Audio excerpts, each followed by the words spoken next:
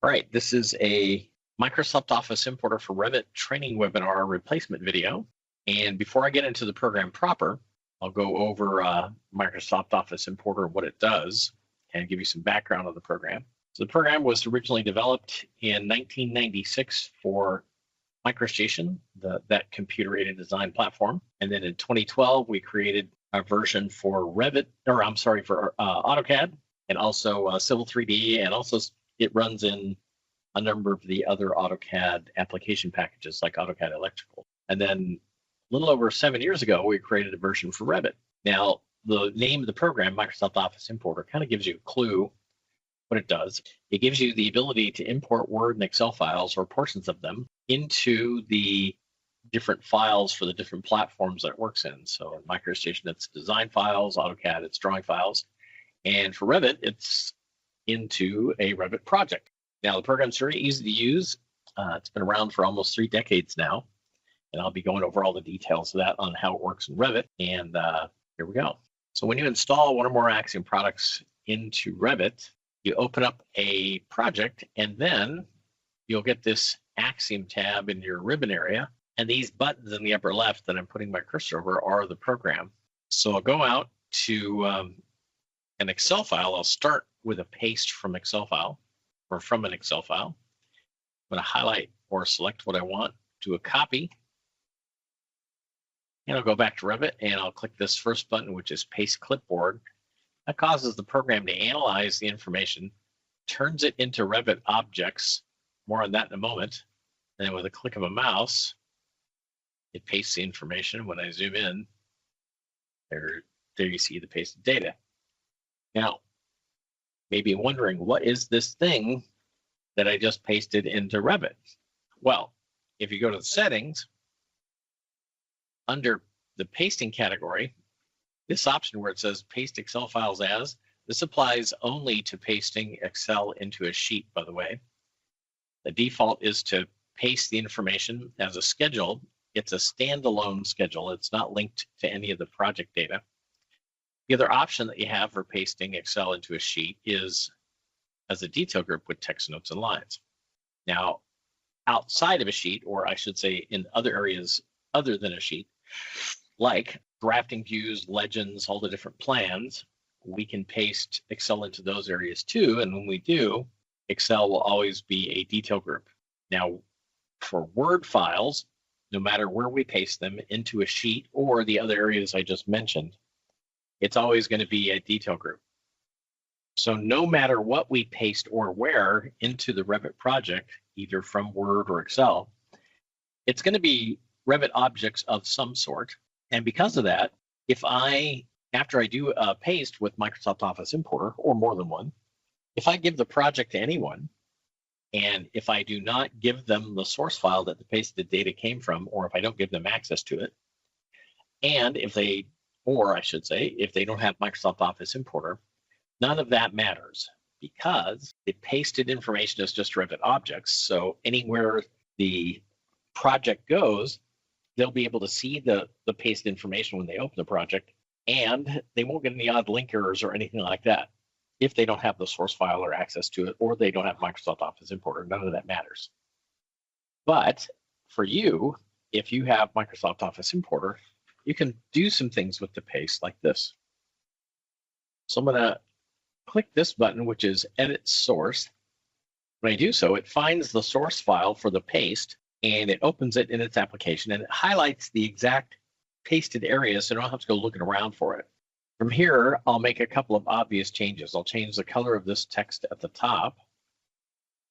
I'll change the detail of this cell in the upper left, save the file, and now when I go back, if I click this button, Manage Link, and I click the Update button on it, then it will check the source file for the paste, the exact pasted area, and if it sees changes, it'll update the paste accordingly, as you see there.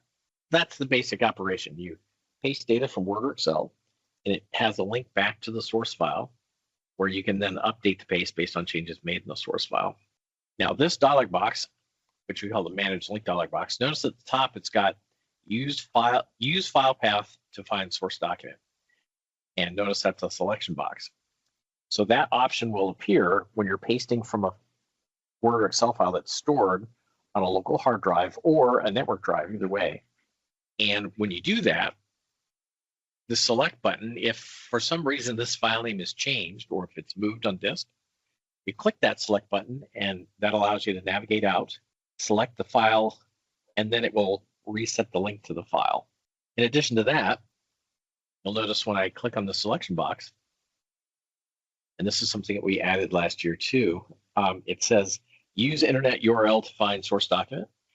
That's specifically for linking to Word and Excel files that are stored in SharePoint or OneDrive.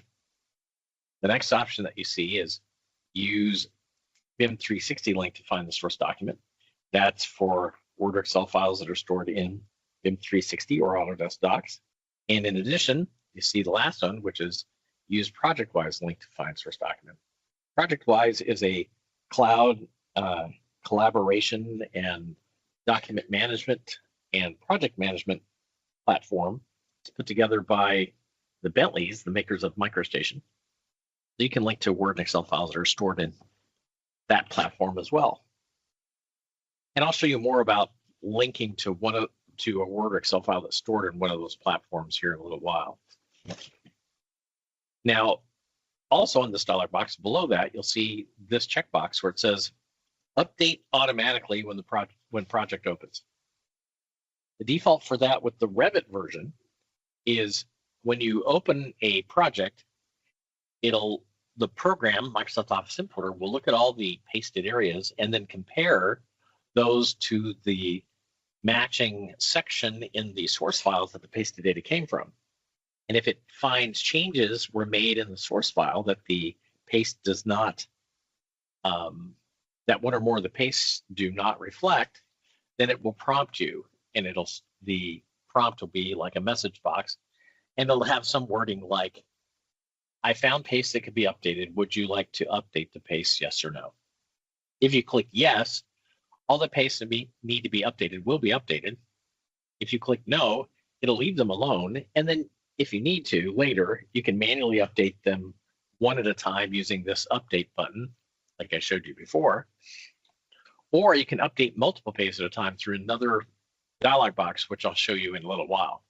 Now, in addition to that, for an Excel file that you paste, this area, linked area in this dialog box, it records and shows you the range of cells, top left cell, bottom right cell, the paste is composed of from Excel. And it also records the name of the worksheet from the spreadsheet that the data came from in that spreadsheet. Now you could use these fields like this. Notice on the far right is my concrete, curb, and gutter column. If I edit my source file now, and let's say I insert a new column and save the file, when I go back, if I show Revit here, there we go. If I update the paste now, it's going to push that last column outside of the original pasted area. So with these fields, I could adjust the scope of the paste on the fly, in this case to pick up information that was part of the paste originally, as you see there. I could also use these fields if I needed to expand or contract the scope of the paste, or even just move the scope of the paste if I needed to do anything like that at all.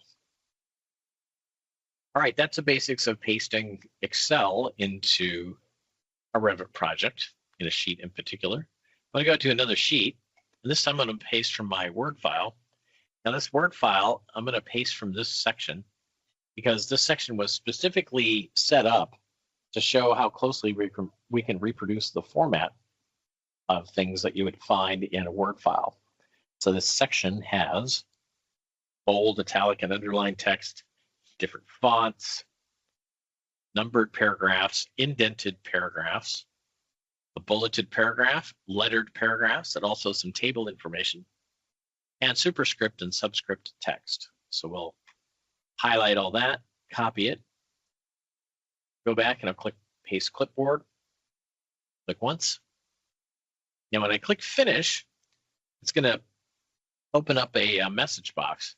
The message box is just going to tell you, or me in this case, that it automatically, when we do paste clipboard with a Word file, it automatically creates a bookmark in the document to keep track of the scope of the paste. Now, so that's how we do that in Word. In Excel, we have the luxury of using the column letters and the row numbers to keep track of the scope of the paste, but in Word, we don't have that luxury, so we use a bookmark. Now, if you're pasting the entirety of the Word file, and this explains this here too, we added a new button earlier this year, actually might have been late last year, called Paste File. When you click that, you then select the Word file and it'll paste all of it. In that case, it doesn't create a bookmark, but it also saves you a mouse click or two, where if we didn't have that, you would have to open the Word file, highlight all of it, copy it, and then paste it in. So with Paste File, you just click it and then select the Word file you want to paste, and then it pastes it. So it saves you a little work. Now, when I zoom in, that information that I pasted from my Word file, you see is very precisely reproduced. And so it's got the bold, italic, underlined text, numbered paragraphs, indented paragraphs, lettered paragraphs, the bulleted paragraph a little earlier, and then also the table information, it's here, and also the superscript and subscript text. Now, the formatting, as far as our ability to reproduce it, is so important to the product manager that he's told anybody handling Axiom technical support that if we get any sort of report of a formatting issue, he wants to know about it right away, and he'll work with the development team to help make that better. And this is linked back to the source file, just like I showed you the Excel file is. Now, one thing about that is this. If I go to edit source, notice it highlights the exact pasted area. And again, that's because of the bookmark that was created, keep track of the scope to paste. So if I go to insert bookmark, notice that's the name of the bookmark, Olay Link 1. Now, the reason I'm showing you this is, let's say in this scenario, I needed to add information to the bottom of the paste. And because of the bookmark, if you're not aware of that, and that's how we keep track of the scope to paste, if you wanted to then add this information, this next paragraph or two, to the end of the paste, how would you do that? Well, you would do this. You would go to your Home tab first, and then in the paragraph group here, turn on your hide or show formatting characters. That'll show things like, you see here, paragraph marks and spaces and things like that.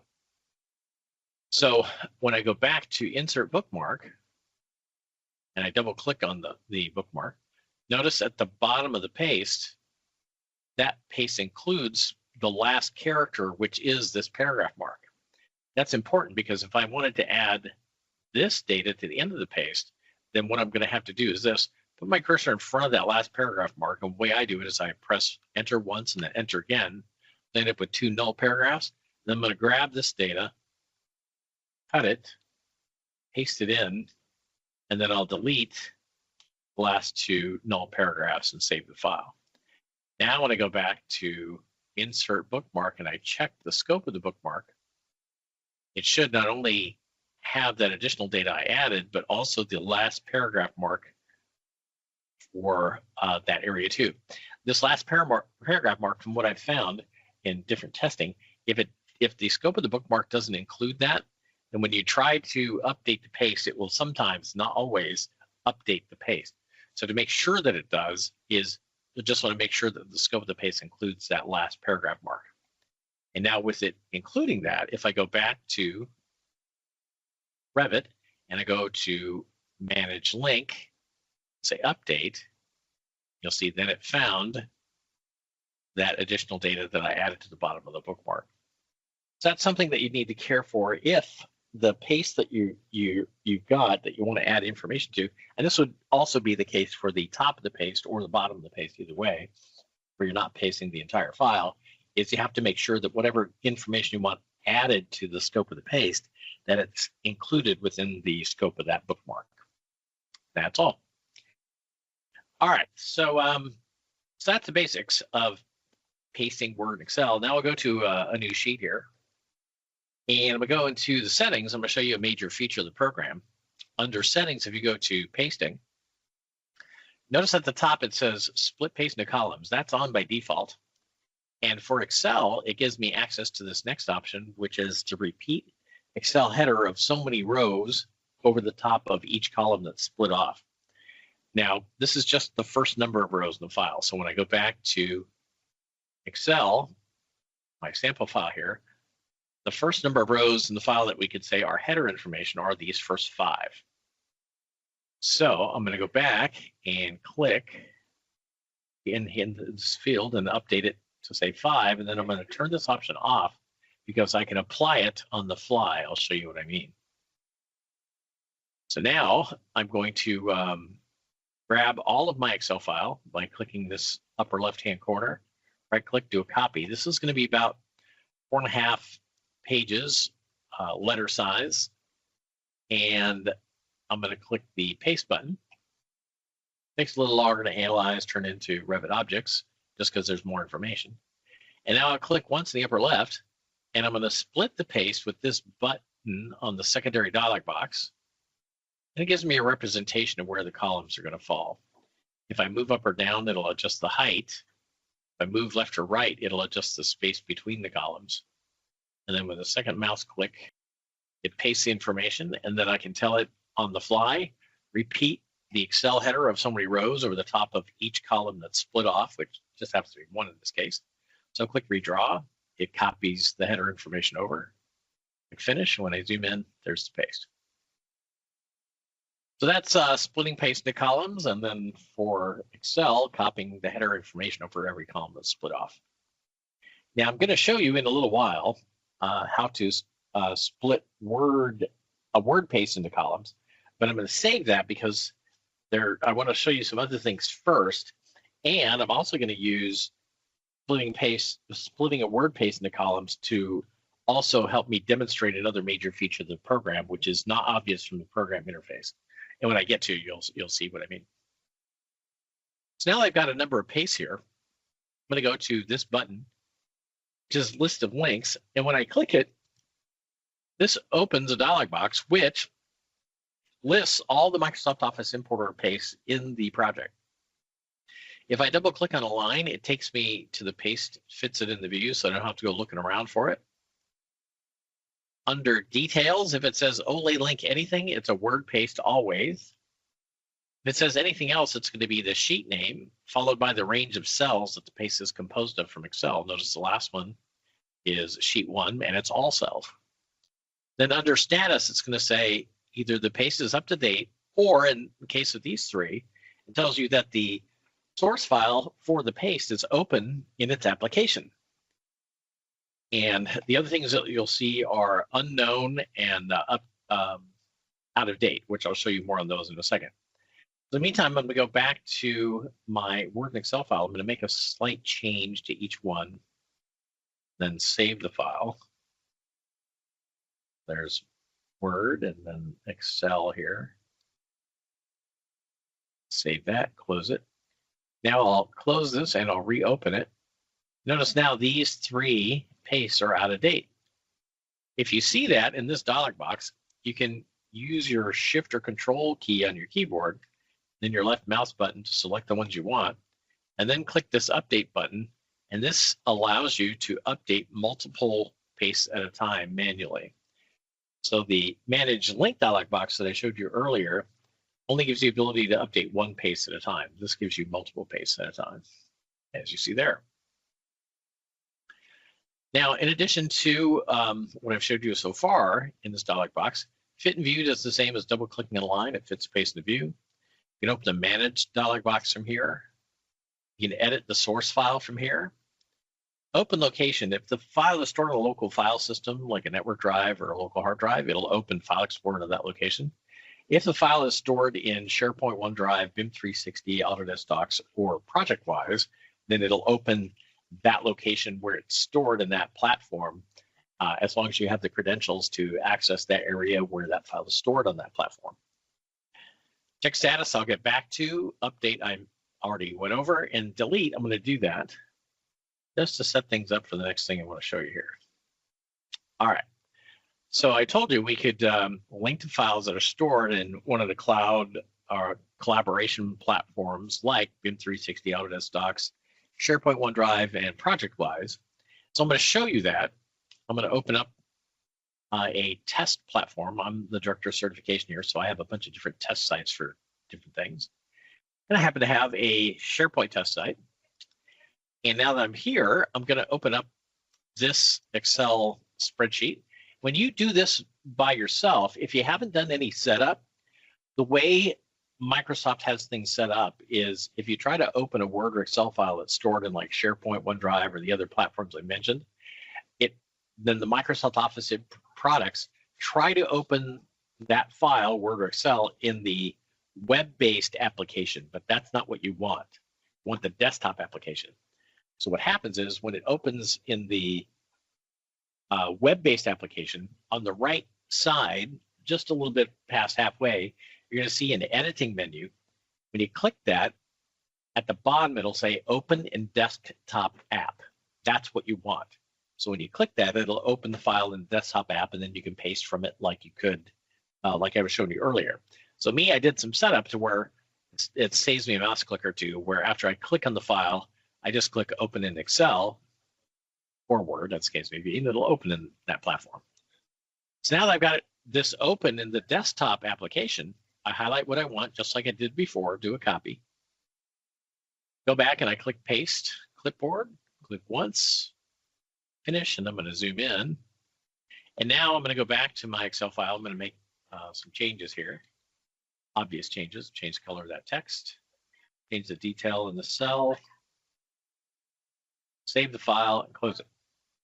Now, when I go back to the list of links dialog box, you're going to see that the source column here shows you that this file that I just linked that's stored in SharePoint in this case, it gives you the full URL to the file. So it's going to be very obvious if you've got a file, Word or Excel, that's linked from one of those platforms, SharePoint, OneDrive, BIM 360, Autodesk Docs, or ProjectWise, it's going to be very obvious that that's the case. Now, the details are going to be similar to what I showed you before. Word, it'll show you Olay link something. For Excel, it'll show you the sheet name followed by the range of cells the paste is composed of. Under status, it's going to show initially unknown. That's because unlike a local file system for a network drive or a local hard drive, we can't check the status of the paste directly when the file is stored in one of the platforms I mentioned.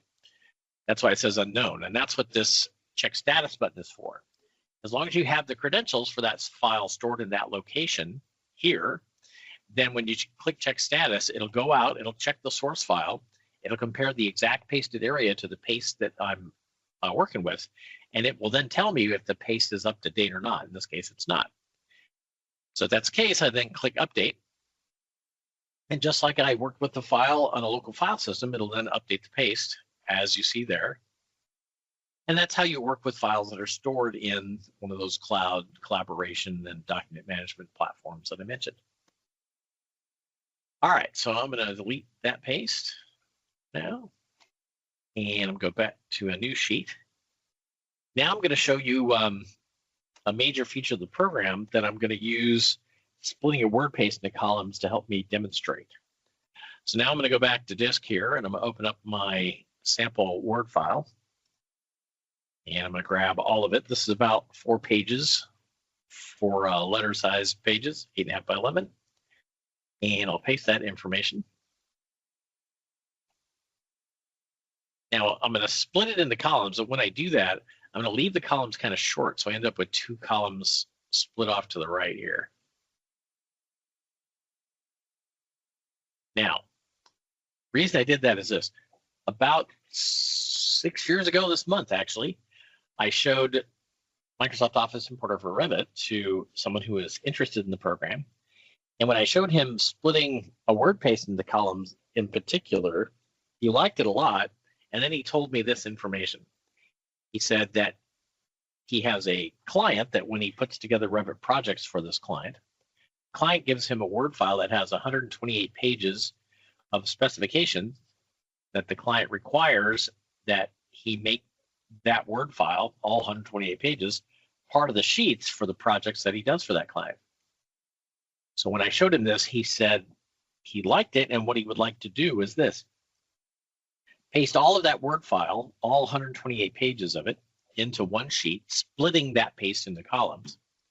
And then he said, what I would like to do is you give me the ability to grab columns that are split off, cut them, and I just use Control X for that.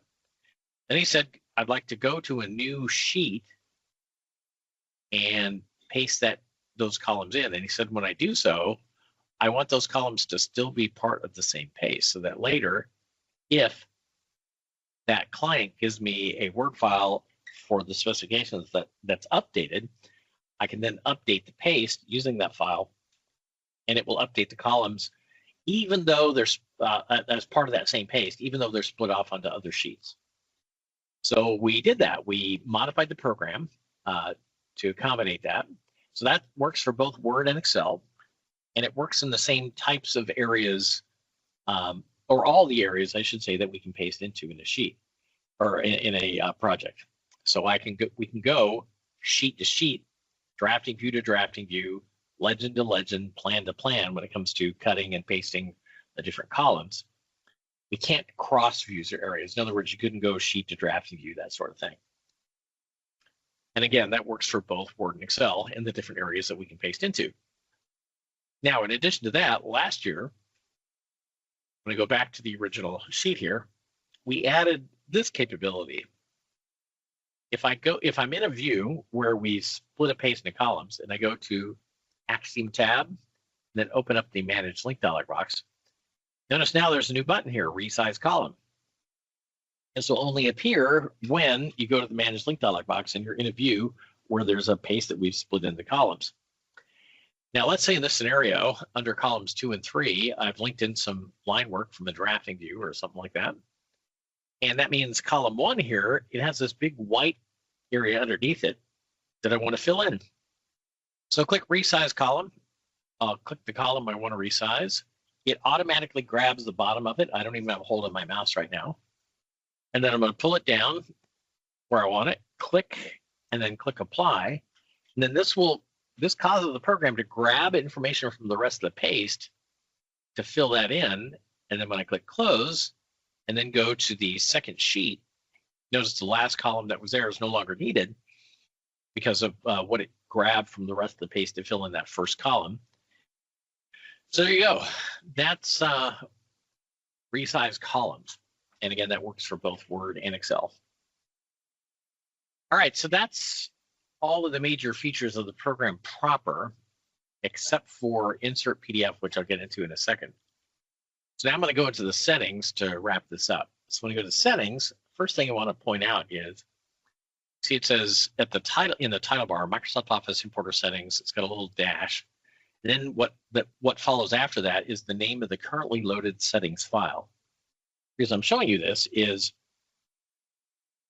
many of our customers will create different settings files for different projects or for different customers they're doing work for.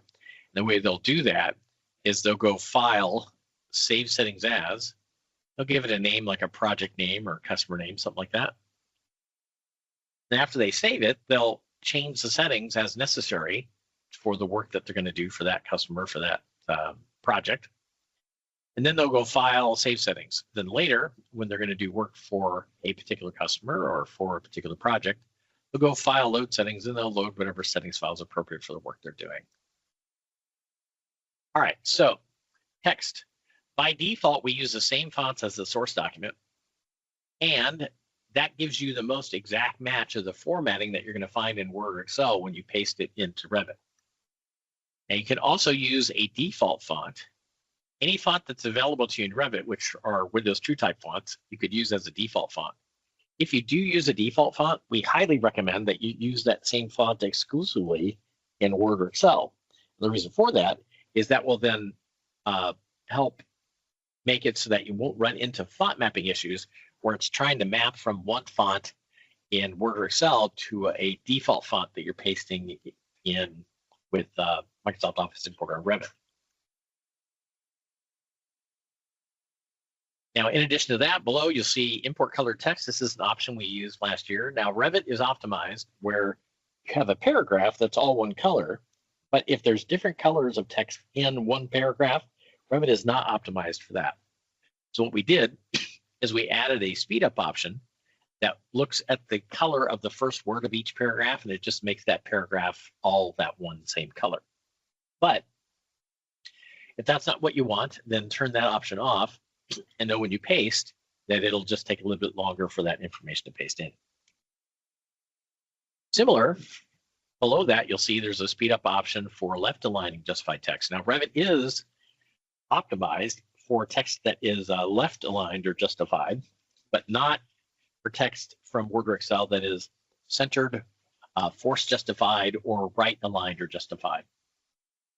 So by default, we added a speed up option that just left aligns everything. But if that's not what you want, then turn off that option and know it'll take a little bit longer to paste that information in. Borders. By default, we make the border lines look like they look in Word or Excel when we're pasting. In other words, when they're drawn, we draw them, and around cells where they're not drawn, we don't draw them. You can also say always, so this means when we paste information, whether border lines are drawn around the cells in Excel or Word table cells, we always draw borders when we paste into Revit.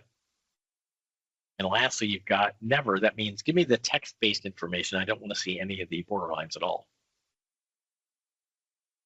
And we can import filled cells from Excel. There's a one thing about this that is not the case though, which is when we paste into a sheet in Revit 2023 and newer, and we paste the information as a detail group, that's Word, that's going to be Word always, and Excel when we paste it as a detail group, then we can't show filled cells in that particular case. They changed something with the interface in Revit 2023 and newer to where when we paste as a detail group, we can't show filled cells from Word tables or Excel we paste into a sheet. But if you're pasting Excel as a schedule, then we can show filled cells then. And in the other areas other than a sheet, drafting views, legends, all the different plans, we can, even though there are detail groups in those areas, we can import the filled cells from those when we paste into those areas, I should say. Scale. So this scale that you see here, this is just a ratio number. It's used as a multiplier to take the point size of the text we're importing, and it multiplies it related to the measurement or unit being used in the project, in this case inches. Now, what that means is the text will be scaled up or down using that particular number based on the point size of the text we're importing. So 10-point text will be smaller compared to 12-point text that we're importing using that multiplier. However, the default is to use text size mapping instead of scale. So in this case, if the project is an imperial project, it'll fill in placeholder data for imperial measurements. And if it's a metric project, it'll fill in appropriate metric placeholder data. But these fields are, or this area I should say, is directly editable. So I could highlight all this, press delete, and then just add the ones I want to map a certain point size to a certain text size, or I can edit one individually. Like let's say I needed to have 12-point text mapped to 3/16 always. So I'll just edit that directly. Then I'll save my settings file. And then whenever I paste with this settings file loaded, with this option to use text size mapping turned on, it will always map 12-point text to 3/16, and it'll map the others as I have them set. All right, so now we've got height padding and width padding. Now, these control the blank space around text in cells when you paste, and it also controls the distance between a number, bullet, or letter and paragraphs that are numbered, bulleted, or lettered. Now, the reason I'm pointing this out is you can use these fields and also two other options, which I'll talk about here in a second, to handle what I'm going to call a font mapping issue. So a font mapping issue you'll usually find when you're pasting using a default font. And I'm going to pick a nice, let's say, copper plate, Gothic bold. Why? Just because. And let me see scale I've got there. Let's see if I can get odd settings. No. That's good. Okay. So I'm going to paste from my Excel file with a default font that's copper plate bold, copper plate Gothic bold, I should say. And the reason I'm doing this is to give you an idea of what a font mapping issue is. Now, what I'm going to do is I'm using Arial. When I click in here, you'll see the text, the font being used is Arial in every case. But what I'm going to do is I'm going to clamp the columns down on the text so their columns are just wide enough to show the text here. And save that. Now, I'm going to copy this. I'm going to go back. Let me delete my one paste there. Fit that. All right, so now I'm going to paste that data. And when I do so, you're going to see that the columns aren't wide enough. You're going to see ... to show the text when it's mapping from the Arial font that's being used in Word or Excel, in this case Excel, and the copper plate Gothic bold, which I'm pasting with as a default font. So this is a prime example, in fact, an extreme example, and I set it up as an extreme example to give you an idea of what a font mapping issue is. So it's a font mapping issue is going to be where text is cut off, or it might even wrap weird. Like look at the word length here. It wraps the TH down around. So if you have a font mapping issue like this, there's 3 different ways that you can use to handle that, and they're not mutually exclusive. In other words, you can use them in combination with each other.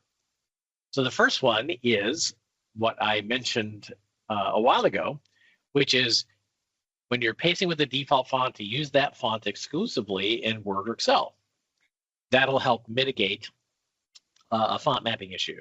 So if I, in my Excel file, use copper plate Gothic bold and save that and adjusted the column widths and the row heights to make sure I could clearly see that text, when I paste it, it will then appear fine. But in this case where I didn't do that, then I would probably go back and say, well, if I need to paste with copper plate Gothic bold, then I'm going to use that font exclusively in Word or Excel, and that's one way I could mitigate or handle a font mapping issue. Now, another way is this. I could just go back to my Excel file, and I could undo the column widths and row heights. In other words, that where I, instead of clamping down the column widths, I can then make them wider, save the file. When I do that, it's going to recognize that the source file has been changed. So if I go back to Manage Link, then click Update, notice it changes. So now I can see this text a bit better. But notice in other areas I might not. So I might have to go and do some dialing in of the column widths and the row heights to get this to look exactly the way I want. So that's the second way of handling a font mapping issue. Now the last way, again, these are not mutually exclusive. You can use them in combo with each other. But the last way is to use those settings that got me to this point here. And that is when I go back to the settings, scale, height padding, and width padding. Now again, these control the blank area of text around the text in the cells, or table cells or Excel cells. And you might have to set these and to kind of dial the settings in. So from memory, I'm going to go back and these in. I think this was what I used. Okay. And I'm going to click OK. Now, if I want to paste from the same area of text, the way you do that is you click Edit Source, and notice it highlights that exact same area. So now if I copy that exact same area where I've got the columns tight down on the text, so just wide enough to show the text there, I can now do a paste to that same area You're going to see when I do so, it's a lot wider. So when I click now and finish and zoom in, notice I can clearly read the text now. So that's the third way of handling a font mapping issue, is adjusting.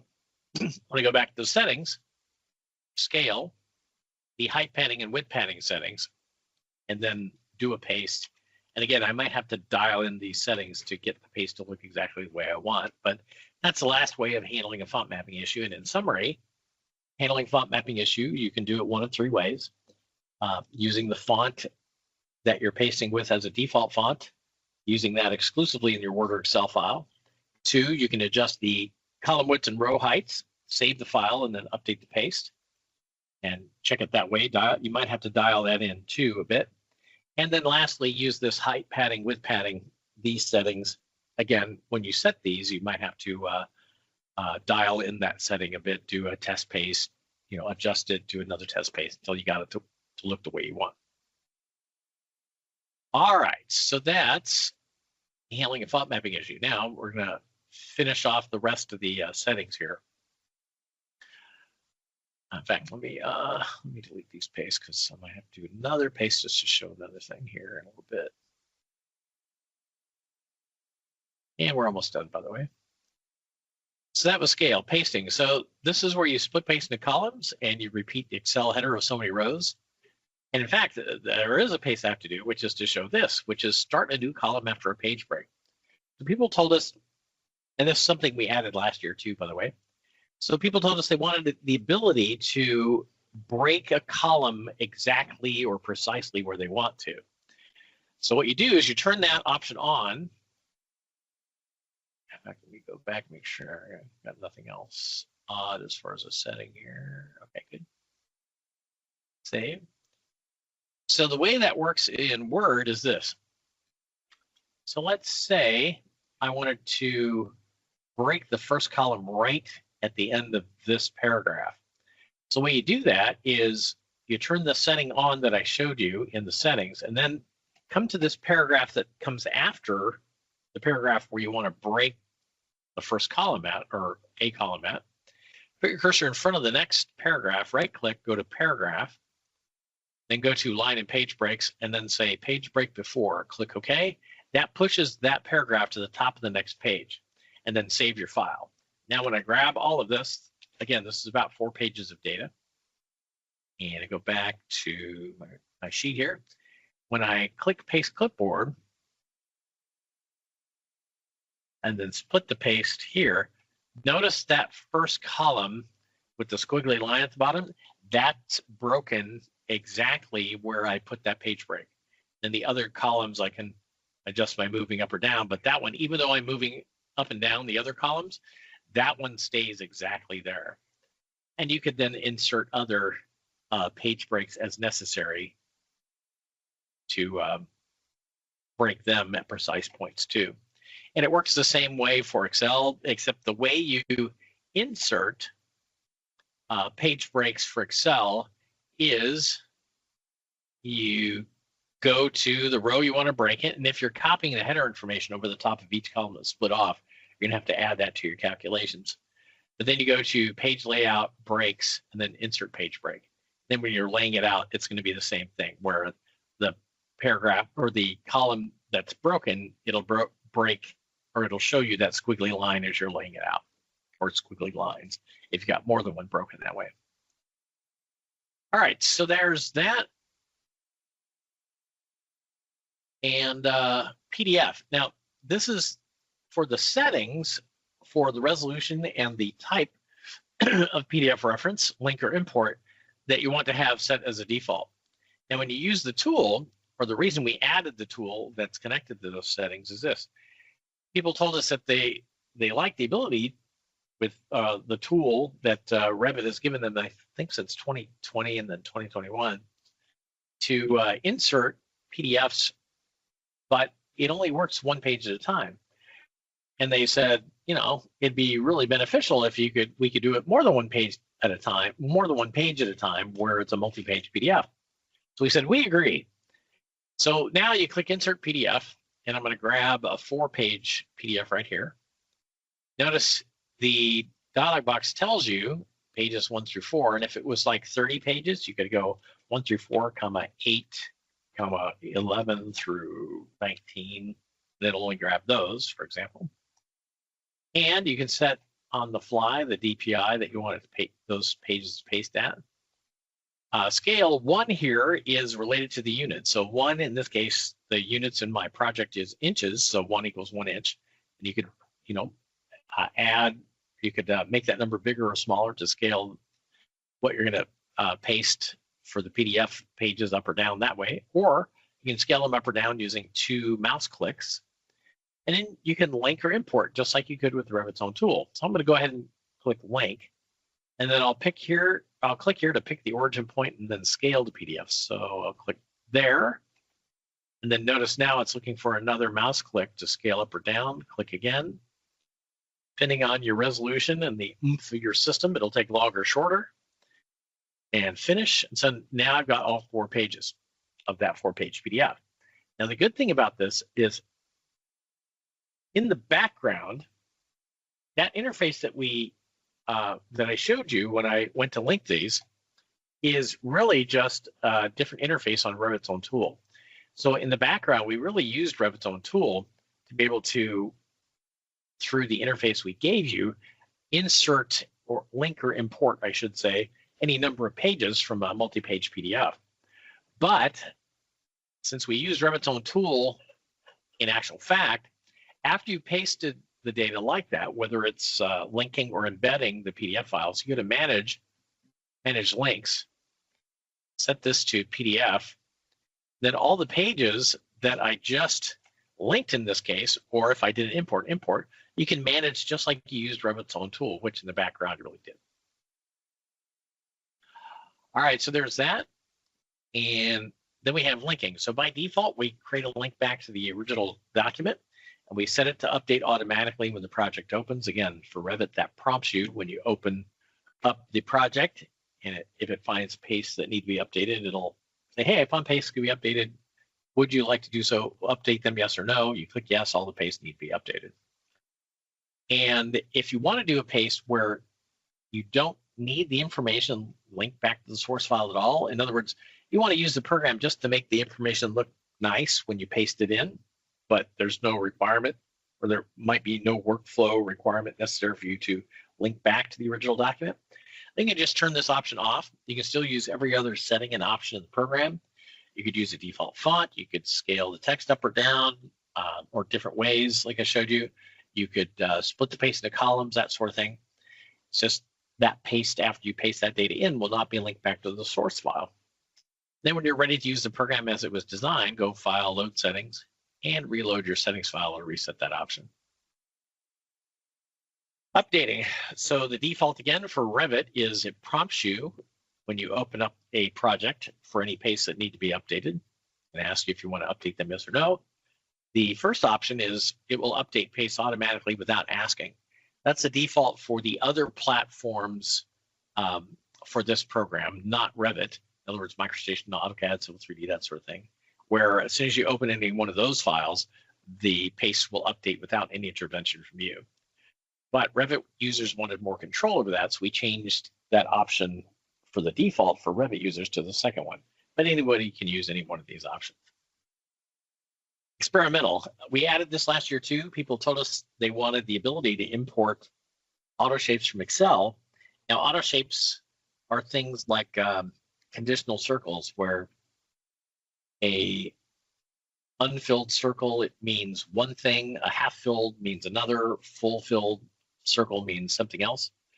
So people told us they wanted that functionality, but they didn't give us a lot of data about other exact settings or options that they wanted with it. So we gave everybody through this experimental category the ability or the basic operation to bring in auto shapes from Excel, and told people to work with it and give us feedback on it.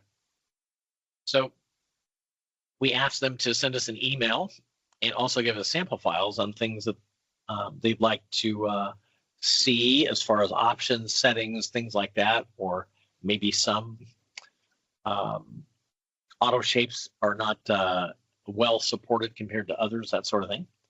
So in any case, once we get enough information and some sample files for people telling us about their use of this experimental setting, then eventually we'll get enough data and we'll update it to where it will no longer be experimental. It'll just say auto shapes as a category.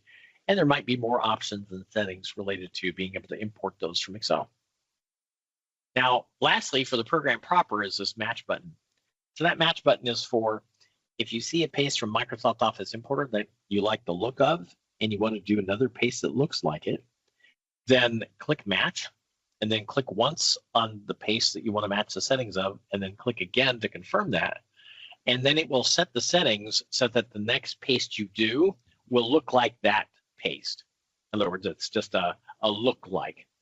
And if you want to then save those settings so that you can do other pastes that look like that, then just go File, Save Settings As, and give it an appropriate name. And then you could use the same settings for the look of that paste over and over again if you needed to. All right, so that's all for the program proper. Now, if you need help using the program, go to the Settings button again. On the right, go to Help and then go to Contents. That opens up the PDF documentation. You can get help there. And in addition to that, if you need more help, or you want to talk to us and get help that way, either way, or communicate with us by email, and a couple other ways I'll show you, is you go to Help About. That opens up a web page, and on the left-hand column here, this gives you information that'll help our support area help you faster. So it gives you the exact version and build of the program that you're running, license information, and also the exact build date and time, the version of the program you're running. On the right, and in addition, you could copy this information, send it in the email, or create a new support ticket and paste it in there because we're going to need that information to help you in support. And then you could also call us here at this number, and if you ask for support, if you have this information displaying, it'll just go faster. You can also check our knowledge base here, create a new support ticket with this link. You can also email us at support@axiomint.com. Now, when you send an email to that email address, it will automatically create a support ticket so you can get help that way. And in addition, you can use that email address for things like if there's some workflow issue that you're running into that a modification of the program would help you with, or you want to see functionality added to the program, then you can use the email address to request such things.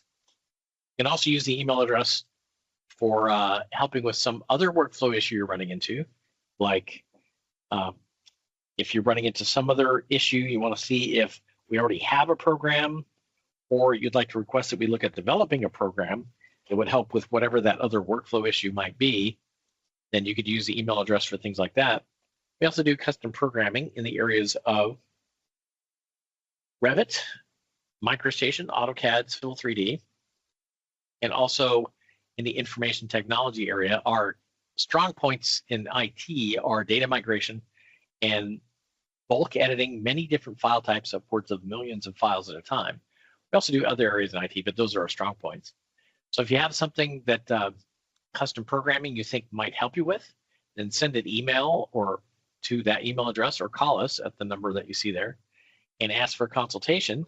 And then based on what it is that you need done or need help with and our skill set, if there's a match that we can all agree on as far as the price and things like that, then great.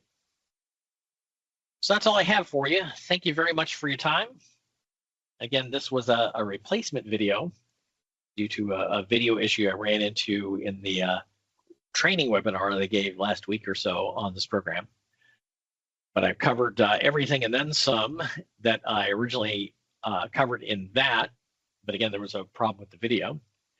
So thank you very much for your time. If you need more assistance beyond this video, like I said, call us at the phone number that you see there, or create a new support ticket on the link that you see in the Help About page, or send us an email at support@axiomint.com.